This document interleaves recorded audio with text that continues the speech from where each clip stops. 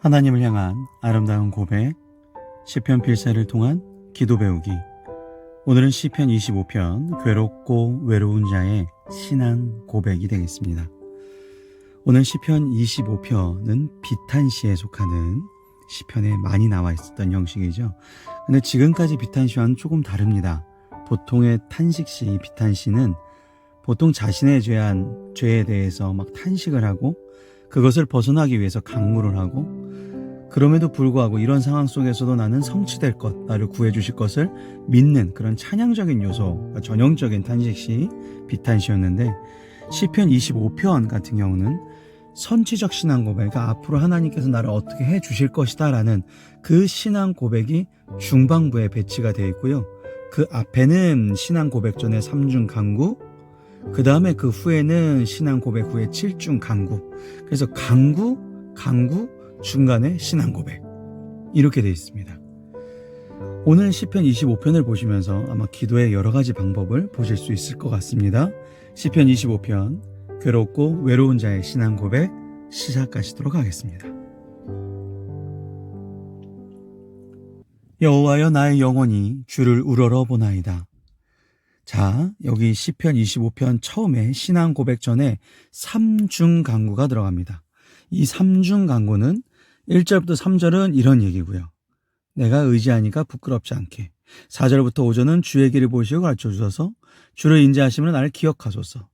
그러니까 강구가 내 문제를 직접적으로 언급해서 해결해 달라는 것이 아니라 내가 하나님 앞에 신앙 고백 전에 이렇게 해 주시기를 바랍니다. 하나님 중심적으로 강구를 먼저 드리고 있는 것이죠. 이렇게 세 가지 강구가 나오는데요. 첫 번째는 1절부터 3절을 보시면 되겠습니다. 여호와여, 나의 영혼이 주를 우러러. 하나님을 향한 다윗이 지금 관심을 표현하고 있는 것이죠. 그러니까 항상 다윗은요, 고난이 올 때, 힘든 순간 중에서도 하나님으로부터 은혜가 있느냐 없느냐를 먼저 점검합니다. 우리가 참 본받아야 될 신앙적 모습이겠죠. 태도이며 하나님으로부터 오는 은혜, 그것이 나에게 지금 잘 오고 있는가, 내가 그것을 체험하고 있는가. 2절입니다. 나의 하나님이여, 내가 주께 의지하였사오니 나를 부끄럽지 않게 하시고 나의 원수들이 나를 이겨 개가를 부르지 못하게 하소서. 하나님이 살아계셔서 나를 통해서 역사하시는 것이 중요하다. 하나님의 성품을 알고 담는 것이 중요하다. 항상 다윗의 신앙관입니다. 하나님이 살아계신데, 하나님이 살아계시면 당연히 나한테 제일 좋은 것, 제일 좋은 방법을 주실 것인데, 그럼 내가 할 일은 하나님을 닮아가는 것. 주를 바라는 자들은 수치를 당하지 아니하려니와 까덕없이 속이는 자들은 수치를 당하리이다. 2절의 그 기도에 대해서 반드시 응답해 주셔야 되는 확신이 여기 또 나오죠. 내가 주님을 바라고 있으니까, 주님을 향해서 그 성품을 닮아가려고 노력하고 있으니까, 그러니까 내가 수치를 당하지 않을 것이다. 자, 그 다음 두 번째 강구입니다. 여호와여, 주의 도를 내게 보이시고 주의 길을 내게 가르치소서. 하나님과 우리의 관계를 백성, 자녀, 양 여러 가지로 표현을 하는데, 다윗은 요 25편에서는 교사와 제자의 관계로 표현을 합니다. 뭔가를 가르쳐 주세요. 이렇게 해야 돼, 이렇게 해야 돼. 근데 저희 이제 학창 시절에 보면 가르치시면서도 사랑의 매를 이제 때리시거든요. 이 지금 자기가 겪고 있는 고난이 훈련, 연단, 어떤 매라고 생각하고 있는 것이죠. 여기서 보시면 내게 보이시고 가르치소서의 이 가르치소서가 라마드입니다. 라마드. 많이 들어보셨던 원어죠. 라마드. 단련하다, 훈련시키다. 훈련과 연단을 통해서라도 나는 하나님의 의로우신 길을 갈 것입니다. 자기에게 고난이 왔는데 그 고난을 이거 나한테 왜 이런 고난을 주시고 막 이렇게 따지는 것이 아니라 내가 이것이 하나님을 향한 올바른 길을 가겠다는 그 훈련이면 감당하겠다라는 그런 신앙적 기도의 표현입니다. 주의 진리로 나를 지도하시고 교훈하소서. 주는 내 구원의 하나님이시니 내가 종일 주를 기다리나이다. 너무 멋진 표현이죠. 환난 속이 왔어요. 환난이에요. 지금 너무나 힘들어요. 내가 어떻게 할지 모르겠어요. 근데 내 인간적인 방법이나 내 태도나 내 길을 구하는 것이 아니라 전형적인 하나님의 방법과 지혜로 한다는 것이죠. 이게 그냥 말이 어려워 보이시지만 간단합니다. 무슨 순간에든지 우리가 뭐부터 하는 것이죠? 기도로 시작하시는 것이죠. 하나님한테 물어보고 시작했느냐? 그냥 내가 시작했느냐? 자, 마지막 강구는 주의 인자하심으로 나를 기억하소서라는 내용이 나오겠네요. 여호와여 주의 긍휼하심과 인자하심이 영원부터 나를 만들 때부터 영원 때부터 있었사오니 주여 이것들을 기억하옵소서. 내가 뭔가 잘못한 게 있고 내가 정말 하나님께로 불의한 일을 행했을 때라도 하나님께서 나를 만드셨던 그 계획, 그것을 기억하여 주시면서 인간을 향하신 하나님의 은혜와 사랑, 즉 이제 긍휼하심을 통해서 구하는 것이죠. 그래서 6절 맨 처음에 여호와여라고 시작하시는 겁니다. 7절 보시면 더 자세하게 이 표현이 나옵니다. 여호와여 내 젊은 시절의 죄와 허물을 기억하지 마시고 주의 인자하심을 따라 주께서 나를 기억하시되 주의 선하심으로 하옵소서. 하나님께서 나 보실 때 옛날에 과거의 죄의 기준으로 보지 마시고 하나님의 성품대로 값없이 주는 그 사랑, 그 긍휼하심을 가지고 나를 봐주세요. 불쌍히 여겨주세요. 자, 그렇게 먼저 신앙 고백하기 전에 강구가 그런 강구였고요. 이제는 주님의 은혜에 대해서 신앙 고백의 8절부터 15절에 나옵니다. 여호와는 선하시고 정직하시니 그러므로 그의 도를 죄인들을 교육하소서. 그의 도로 죄인들을 교훈하소서. 온유한 자를 정의로 지도하시며 온유한 자에게 그의 도를 가르치시로다. 그러니까 자신의 죄를 인정하고 회개하는 자들을 하나님께서는 더 온전하게 훈련을 시키실 계획이 있으시다. 그러니까 우리에게 가장 중요한 기도의 강구 중에 그래서 회개와 고백이 중요하다는 것이죠.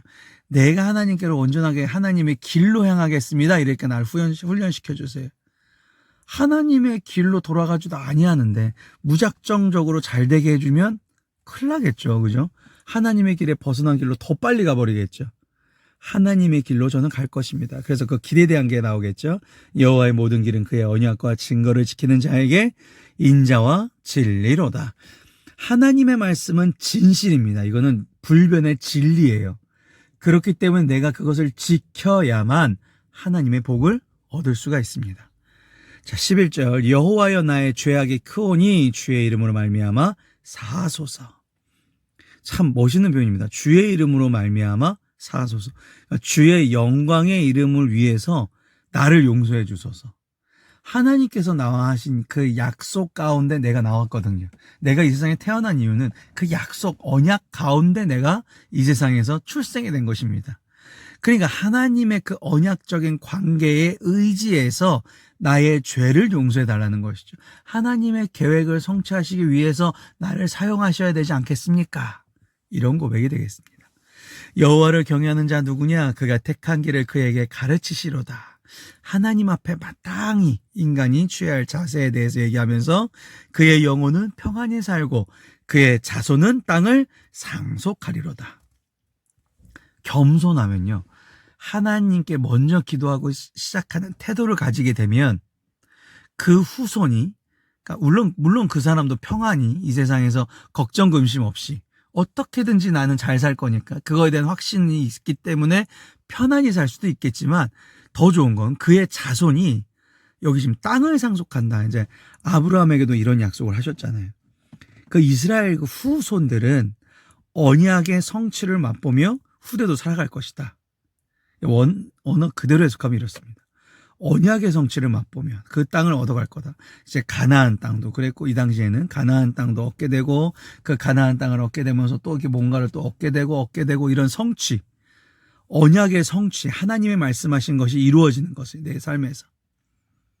그 후대에 이루어진 건 예를 들어서 지금 다윗의 자녀 중에는 솔로몬이 있겠죠. 이스라엘 역사 중에 가장 태평성당하게 편안히 살았던 것은 다윗의 시대가 아니라 솔로몬 시대였죠. 그 후세도 언약의 성취를 맛보게 되죠. 솔로몬의 이제 성취를 느끼는 것 중에 가장 큰 이슈 중에 하나가 1000번째가 있지 않습니까? 솔로몬이 엄청난 기도 응답을 받죠. 그게 언약의 성취죠. 그죠? 자, 14절 여호와의 친밀하심이 그를 경외하는 자들에게 있으며 그의 언약을 그들에게 보이시리로다. 이 친밀하심이 뭐냐면요. 여긴 친밀한 게 뭐 그냥 이렇게 왔다 갔다 하다가 한두 마디 하는 이웃사촌을 뜻하는 게 아니라 가족같이 한 상에 둘러앉아서 먹고 마시는 오손도손 이야기하는 걸 뜻합니다. 하나님을 가족같이 아주 가까이에서 느끼고 체험하는 것이 최고의 축복이고 근원적인 행복인 걸 믿으시기 바랍니다. 이런 걸 두려움이 없어요. 내 가족이 이렇게 높은 사람인데 두려울 게 뭐가 있겠습니까?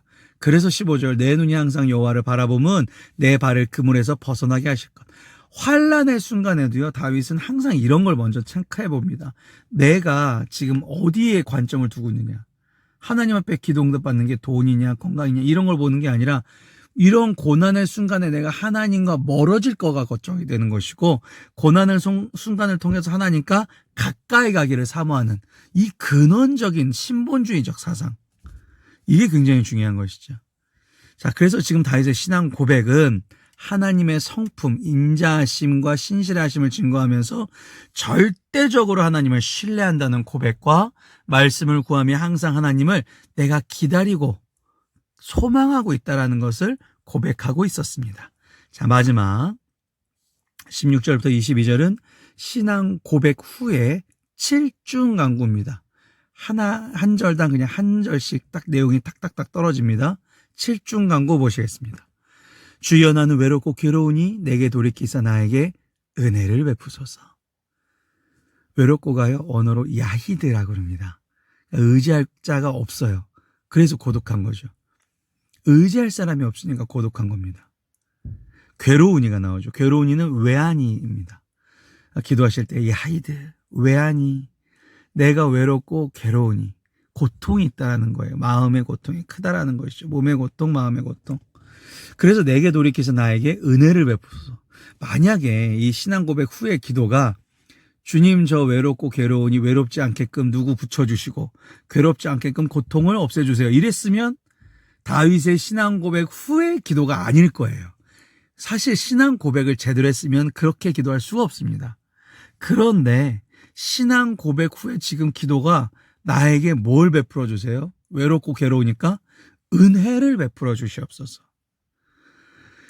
그러니까 내가 외로우니까 의지할 사람을, 물론 의지할 사람이 와야죠. 좋은 배우자도 만나고 좋은 자녀들도 다시금 돌아와야 되는데 중요한 것은 먼저 하나님을 내가 의지한다. 그래서 은혜. 내가 고통이 있습니다. 몸의 고통 얼마나 괴롭습니까? 몸의 고통이 심하면 기도도 안 돼요. 너무 힘든단 말이에요. 마음의 고통, 마음이 너무나 우울해지고 외로워지고 막 힘들어질 때 내가 진짜로 구해야 되는 것은 이 마음의 아픔을 치료하실 분은 하나님이시다. 이게 바로 신본주의적 신앙입니다. 먼저 하나님. 하나님으로부터 관계가 회복되어지면 내 자녀와의 관계, 남편의 관계, 아내와의 관계, 친구의 관계, 직장 동료의 관계, 그리고 내 병과의 관계, 내 육체와의 관계, 내 마음의 아픔의 관계가 풀어지게 된다. 먼저 하나님. 내 마음에 근심이 많사오니 나를 고난에서 끌어내소서. 나의 공고와 환난을 보시고 내 모든 죄를 사하소서. 자, 앞에 보시면 근심, 고난, 공고, 환난을 내 모든 죄에서 사하소서로 연결합니다. 이래서 신앙 고백 후에 기도인 거예요, 이게. 환난을 외적인 요소에서만 찾는 것이 아닙니다. 신앙 고백 전에서는 그럴 수 있었을 거예요. 왜 나에게 이런 고통이? 왜 저 사람은 저럴까? 저 사람이 원수, 잘못된 사람 아닙니까? 그러니까 외적인 요소에서 보통 찾죠. 그런데 내가 하나님과의 성품을 완벽하게 받았더라면, 닮았더라면 내가 환난이 왔을 때 내 내적 요인에서 먼저 찾습니다. 이게 성숙한 신앙이. 성숙하다라는 건 다른 게 아니라요, 교회를 오래 다닌 걸 뜻하는 게 아니라 하나님을 얼마나 닮아 있느냐라는 것입니다. 나의 공고와 환난을 내 모든 죄에서 사하소서. 내가 혹시 내 언어와 내 행동이 잘못된 것은 없었습니까? 용서해 주세요. 용서해 주세요 하지만 공고와 환난과 근심과 고난이 사라지게 된다는 것입니다. 19절 내 원수를 보소서. 그들의 수가 많고 나를 심히 미워하나이다. 세상에서는요, 자신보다 강한 대적자들 만나면 포기할 수밖에 없습니다. 연예인분들 중에 이제 인터넷 댓글들 쭉 보시다가 막 이제 갑자기 새벽에 막 이런 순간에 외롭고 고통이, 괴로움이 더해질 때 자살을 선택하시는 분들이 많잖아요. 그래서 제가 항상 얘기드려요. 12시 이전엔 주무셔야 된다고. 12시 이후부터는 그런 생각이 나를 휘감고 있기 때문에 항상 모든 그런 생각은 그렇게 옵니다. 자, 그래서 그런 인터넷 댓글들을 막 보면 내가 감당할 수가 없어. 이렇게 수가 많은 사람들이 나를 미워하다니. 그러니까 내가 포기해버리는 거예요. 내가 저 사람을 한 명 한 명 어떻게 설득해. 그냥 포기하자. 세상은 관점은 그렇습니다. 근데 우리는 그 원수가 우리보다 수가 많고 엄청나게 세더라도 포기할 필요가 없어요. 왜냐면 우리가 그 사람들과 싸우는 것이 아니라 하나님께서 그들을 함께 하여 주시기 때문에, 내가 하나님의 편에 서버리면 내가 그들을 대적하는 것이 아니라 하나님께서 대적해 주시기 때문에 그렇습니다. 그래서 다윗의 삶을 보면 항상 그래요. 힘세고 자기보다 수가 많은 사람들이 자기를 미워하는 순간들이 옵니다. 그 순간마다 다윗이 어떻게 행동하는가가 우리 후대의 다윗의 입술을 통해서 고백되어지는 것을 우리가 본받아야 된다는 것이죠. 그렇기 때문에 다윗에게 그런 상황을 하나님께서 만드시지 않았을까 생각이 됩니다. 20절, 내 영혼을 지켜 나를 구원하소서, 내가 주께 피하오니 수치를 당하지 않게 하소서. 그래서 20절의 고백이 너무나 멋있는 표현이에요. 다윗은 항상 그런 순간마다 어떻게 했는가? 영혼을 지키려고 그랬죠. 그러니까 하나님의 성품을 지키려고 그런 거예요. 내가 하나님 앞에 피해서 내가 하나님과 같은 편이 되게끔. 자, 21절, 내가 주를 바라오니 성실과 정직으로 날 보호하소서. 그래서 내가 지금까지 하나님께 했던 행동과 태도를 근거해서 나를 보호해줘서. 이게 무슨 뜻이에요? 하나님 저 하나님 편이죠. 하나님 저 하나님 편이죠. 그러니까 내가 하나님과 같은 편이니까, 내가 같은 청팀이니까 100팀이 나한테 대적할 때 같은 청팀이신 하나님께서 대적해 주신다. 내가 힘쓸 게 없어요. 그래서 모든 전쟁은 하나님께 속해 있습니다. 내 힘으로 하는 것이 아니라는 것이죠. 그러려면 내가 하나님과 같은 편이 돼야 됩니다. 22절, 하나님이여 이스라엘을 그 모든 환난에서 속량하소서. 항상 좋은 기도는 중보기도. 그렇기 때문에 이스라엘 모든, 그러니까 공동체 기도가 이 당시에도 가장 좋은 기도문은 공동체 기도였습니다. 그래서 이스라엘 모든 환난에서 구원하여 주세요. 그러니까 고난을 자신의 불의함을 회개하는 기회이자 하나님의 선하신 인도하심을 구하는 통로로 그 고난을 인식했던 게 바로 다윗입니다. 우리 사랑하는, 우리 말씀을 보시는 모든 성도님들, 위기에도 흔들리거나 미혹되지 마시고 영혼의 눈으로, 하나님의 성품을 닮은 그 눈으로 하나님의 보호하심을 바라보시기를 주님의 이름으로 간절히 축원합니다. 마지막 기도 시간입니다. 저를 돌보아 주시는 하나님이라는 제목으로 기도하시겠습니다. 사랑이 많으신 하나님 아버지, 저를 어떠한 순간에도 지켜주심에 감사드립니다. 어떤 시험이 있을지라도 저에게 피할 길을 내어주셨습니다. 제가 부족함을 느껴 인생의 허무함과 외로움이 가득할 때에도 언제나 저에게 필요한 것을 공급하여 주셨습니다. 어떤 일을 할 때에도 저희는 교만했습니다. 먼저 기도로 시작하지도 않았고 제 스스로의 만족을 쫓아갔습니다. 주님의 사랑과 용서가 제가 지은 죄보다도 더 큽니다. 감사드립니다. 주님은 더 높고 더 기쁘신 뜻이 있으시고 더 위대하십니다. 전능하신 하나님 아버지께서 온갖 방법을 통하여 저를 돌보아 주심에 감사드립니다. 사랑과 은혜가 충만하신 예수님의 이름으로 기도드렸사옵나이다. 아멘.